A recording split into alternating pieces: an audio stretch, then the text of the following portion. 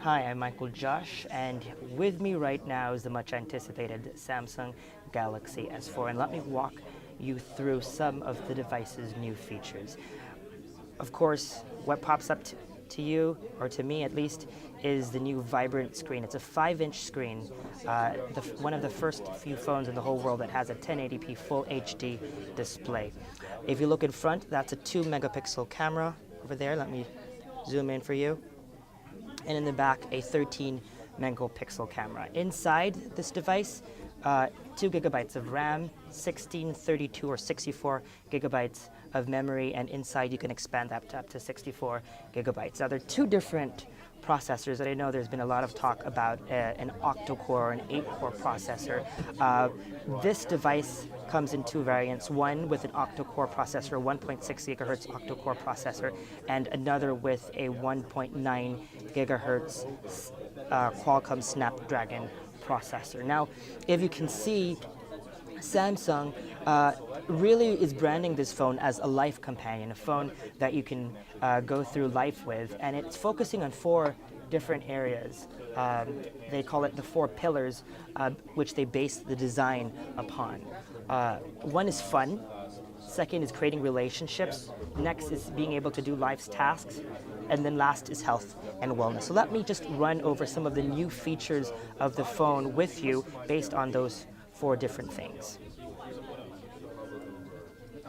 So interestingly enough, this device actually looks pretty much like the last Samsung Galaxy S3. But if you notice, the screen is much larger at 5 inches diagonally. They've actually reduced the bevel and made the screen larger. It does look much, much better.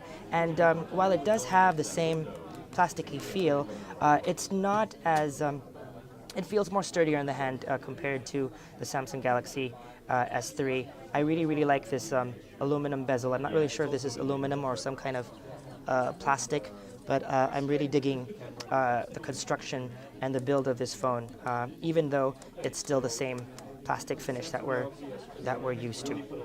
If you notice, TouchWiz has been revised ever so slightly. You dive into settings and it does look a little bit different. Settings are now sorted by connections, things about the device, and of course app settings are all here. This phone runs on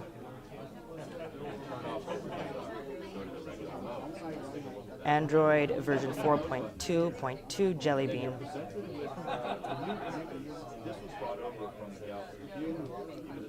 Now let's take a look at some of the settings. Some of the new features of this phone really is not what's on the outside, but what's on the inside. Let's take a look at camera. Now, if you notice, a couple of weeks back on TechWrap, if you remember, we featured the Samsung Galaxy camera, and it's actually borrowing some design elements or some software elements from that. If you see, there's a new mode button. Let me turn this off. There you go. So there's a new mode button, and if you press that, you can actually select different features. But what you saw earlier was their new 2-cam view. It's called dual shot mode, and you can shoot videos and or photos using both your front-facing camera and the main camera at the same time. Now, this cool stamp option is one of the different overlays that you can have. Now, let me just switch my camera around. So, for example, you're shooting a scene. I'm in New York right now. For example, I'm in front of the Statue of Liberty and I'm shooting a scene and I want to place myself in the shot. I can actually use one of these cool overlays and shoot a picture of myself while taking the photo. Now, there are different overlays that you can choose from. This is just one of the many examples. Now, there are other features here that I can talk you through in a bit, but it would be better if I had the phone out. I'll add all of those in the accompanying article that you can read on Rappler.com. Let me move on.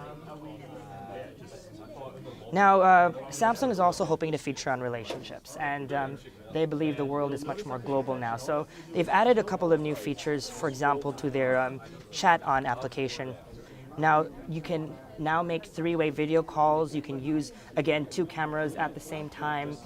You can share your screen or even share your annotations all from the Chat On application, which is the default chat client built into Samsung smartphones. Now, another interesting feature, which is probably even more exciting, is group play. Now, I can't demo that here because I don't have anyone to play with, but basically it works using both NFC or near field communication technology and the built-in Wi-Fi of the device. And what you can do is play games at the same time with your friends. Right now, there are two games that you can use, Asphalt 7 from Gameloft and Gun Brothers 2. And it doesn't require any data connectivity, no wireless access point, and you can be able to play games together. You can also, using another application, listen to music together, so you can play all the same song all at the same time and hear a stereo experience. Now, this is probably one of the most exciting features. They call it Hover. And this is Flipboard, one of the third-party apps that uses the new AirView technology. Look at this Twitter app. Now, all I need to do is hover or put my finger over Twitter. Oh, that's loading right now. So let me do it over the technology section. There you go. And without touching the device, it'll give me the last three available articles. So I can just hover, pick an article like this one on the Samsung Galaxy S4 and jump to it. Do the same here on Twitter. Again, I can see the different stuff and then click into the article I want without touching the screen. This is perfect if, for example, I'm having breakfast or having a meal and I don't want to ruin my screen by touching it. Gestures also work with the browser. So for example, let's go to Rappler.com. You can now scroll up and down using hand gestures. Of course, as you can see, it's not as quick or as responsive as you want it to be. But definitely it's a start, and probably with a little bit of getting used to, these gestures will come in really, really handy. Now you can also use gestures when scrolling through pictures. So let's open my gallery over here. Okay. Again, you can scroll through images by just flipping through them. It's a wonderful experience. Again, this is perfect. I can imagine if you're eating some French fries and you don't want to smudge your screen, but you want to take a look at some emails or some pictures. Now, the preview feature also works with email. So for example, I have some new email over here. All I have to do is hover over one and I can see what's inside the email without getting into that email. So depending on the application, the speed increases. Obviously with the built-in Samsung applications like this email app, it works much faster. So that's Hover, and those are air gestures, two really great features of this phone.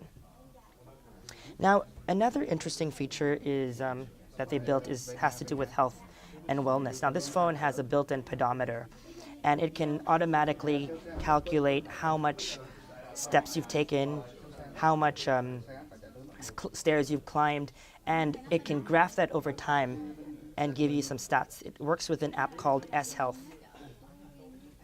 And right now, it tells me that my surroundings are poor. It can measure different surroundings.